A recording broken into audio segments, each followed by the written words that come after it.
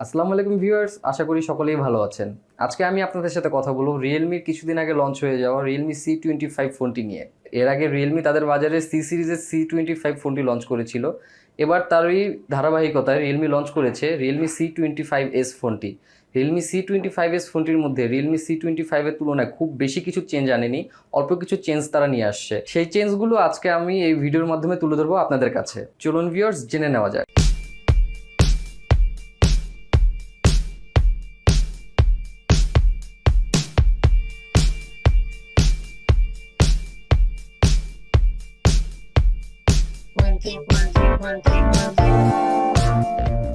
Realme তাদের C25s এর মধ্যে যে ডিজাইনটি ব্যবহার করেছে তা তাদের আগের যে ফোনগুলো ছিল সেই ফোনগুলোর মতোই করেছে। একই রকম ফোন, একই রকম ডিজাইন। আমরা যদি ডিজাইনের দিক থেকে দেখি তাহলে হয়তো বা আমরা নিজেরাই ভুলে যাব যে আসলে কোনটা C25, কোনটা C25s। ডিজাইনের দিক থেকে আমরা নতুন কিছু পাচ্ছি না, কিন্তু কিছু জিনিস আমরা চেঞ্জ পাচ্ছি। যেমন ফোনটি আগে থেকে একটু মোটা করা হয়েছে, তার কারণ হচ্ছে ফোনটির মধ্যে ব্যবহার করা হয়েছে 6000 mAh এর ব্যাটারি। 6000 mAh এর ব্যাটারি থাকার ফলে ফোনটি একটু মোটা হয়ে গিয়েছে। ইভেন ফোনটির মধ্যে আমরা যখন হ্যান্ড গ্রিপটা করব তখন আমাদের হ্যান্ড গ্রিপিংটা আমরা ভালো পাবো না। আমরা যখন ফোনটি লং টাইম ইউজ করব, ফোনটির ওয়েট বেশি থাকার কারণে এবং থিকনেসটা মোটা থাকার কারণে আমাদের হাত ব্যথা করার চান্সেস অনেক বেশি থাকবে। 6000 mAh এর ব্যাটারি ব্যবহার করার কারণে ফোনটির থিকনেস হয়ে গিয়েছে 9.4 এবং ওয়েট হয়েছে 209 গ্রাম। রিয়েলমির এই ফোনটি দুইটি কালারে পাওয়া যাচ্ছে, ওয়াটার ব্লু এবং ওয়াটার গ্রে। এবার চলুন ফোনটি ডিসপ্লে নিয়ে কিছু কথা বলা যাক।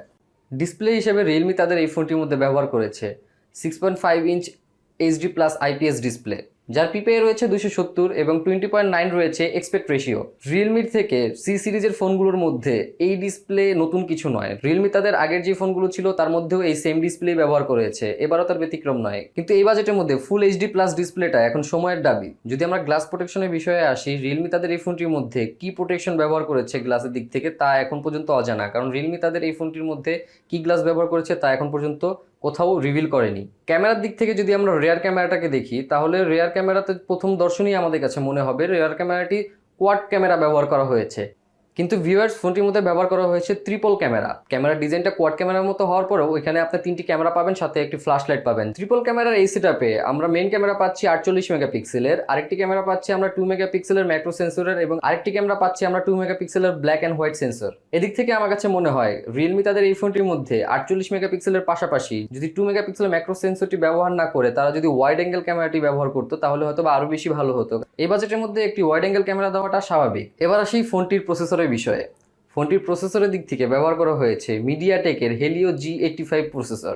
হেলিও G85 প্রসেসর নিয়ে নতুন করে বলার কিছু নেই, আমরা সবাই মোটামুটি জানি হেলিও G85 প্রসেসরের পারফরমেন্স। ফোনটির স্টোরেজের দিক থেকে ফোনটি দুইটি ভেরিয়েন্টে লঞ্চ করা হয়েছে, একটি হচ্ছে 464GB আরেকটি হচ্ছে 4128GB। আমার কাছে মনে হয়েছে ফোনটির মধ্যে যদি 6120 ব্যবহার করতো অথবা ফোনটির মধ্যে যদি 664 ব্যবহার করতো একটু বাজেটটা বাড়িয়ে, তাহলে হয়তো বা পারফরমেন্সের দিক থেকে আমরা আরেকটু বেশি ভালো পেতাম। কারণ স্টোরেজের দিক থেকে আমরা যদি চাই একটি আলাদা মেমোরি কার্ড কিনে ব্যবহার করতে পারবো, কিন্তু র্যামের দিক থেকে আমরা চাইলেও দ্বিতীয়বার আর এই র্যামটিকে এক্সটেন্ড করতে পারবো না। ভিউয়ার্স, আমার কাছে ফোনটি ওভারঅল খুবই ভালো লেগেছে, কারণ এই বাজেটের মধ্যে আসলে এর থেকে বেশি কিছু হয়তো রিয়েলমি চাইলেও দিতে পারতো না, কিন্তু আমরা অ্যাজ এ ইউজার হিসেবে রিয়েলমির কাছ থেকে আরো আশা করতে পারি। আরো কিছু ব্র্যান্ড আছে যারা এই বাজেটের মধ্যে রিয়েলমির থেকে আরো বেশি কিছু দিচ্ছে, সেই তুলনায় আমরা তাদের কাছে এটা আশা করতেই পারি রিয়েলমি আমাদেরকে আরো বেটার কিছু দিবে। পার্সোনাল ওপিনিয়নের দিক থেকে যদি আমি বলি, আমার পার্সোনাল ওপিনিয়ন হচ্ছে ফোনটির মধ্যে যে ভালো লাগে এবং খারাপ লাগা আমি দুইটি দিকে বিভক্ত করে দিচ্ছি। আমার যেগুলো ভালো লেগেছে এবং যে জিনিসগুলো খারাপ লেগেছে বা চেঞ্জ করলে হয়তো বা আরো ভালো হতো, সেই বিষয়গুলো নিয়ে আমি এখন আপনাদের সাথে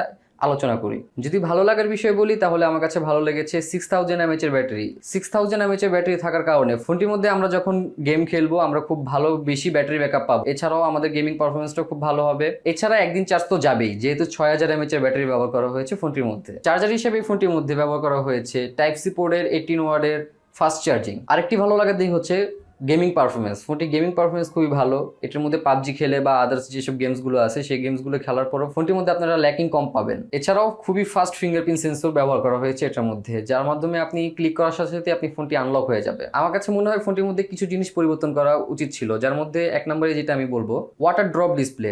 এই ফোনটির মধ্যে এখন ওয়াটার ড্রপ ডিসপ্লেটি খুবই সেকেলো হয়ে গিয়েছে। এই বাজেটের মধ্যে এখন এই সময়ে এসে ওয়াটার ড্রপ ডিসপ্লে খুবই একটু পুরাতন লাগে। আমার কাছে মনে হয় এটা যদি 5 হোল ডিসপ্লে করতো তাহলে হয়তো আরো বেশি ভালো লাগতো ফোনের লুকিং এর দিক থেকে। প্রাইসের দিক থেকে ফোনটি দুইটি ভেরিয়েন্টে দুই রকম প্রাইস রাখা হয়েছে। 464 এর যে ফোনটি রয়েছে সেটা 14,490 টাকা এবং 4128 এর যে ফোনটি রয়েছে সেটি 15,490 টাকা। এটাই ছিল এই ফোনের ডিটেলস। যদি এই ভিডিওটি ভালো লাগে অবশ্যই একটি লাইক দিবেন এবং আপনাদের ফ্রেন্ডের সাথে এই ভিডিওটি শেয়ার করবেন।